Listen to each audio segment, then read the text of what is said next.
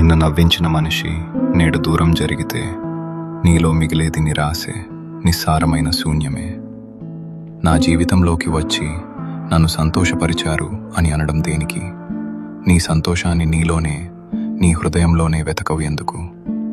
మనం బయటి మనుషుల నుండి లేదా వస్తువుల నుండి సంతోషాన్ని ఆశిస్తే వారు లేదా ఆ వస్తువులు పోయినప్పుడు ఆ సంతోషం కూడా తాత్కాలికంగా పోతుంది. అది నిజమైన ఆనందం కాదు. మీరు ఎంత పెద్ద కష్టంలో ఉన్నా మీరు భోజనం చేయడం మానరు కదా. అదేవిధంగా ఏదైనా పనిలో ఓడిపోయినా లేదా బాధలో ఉన్నా సంతోషంగా ఉండాలనే మీ ప్రయత్నాన్ని ఎప్పుడూ ఆపవద్దు. మీకు ఇష్టమైన పనిని మొదలుపెట్టండి. మీరు వేరేగా ప్రయత్నించకుండానే ఆ సంతోషం మీ దగ్గరకు వాటంతటా అదే వస్తుంది. అది ఎలాగంటే నదిలో నీరు ప్రవహిస్తున్నట్లుగా మీ జీవితంలోకి సంతోషం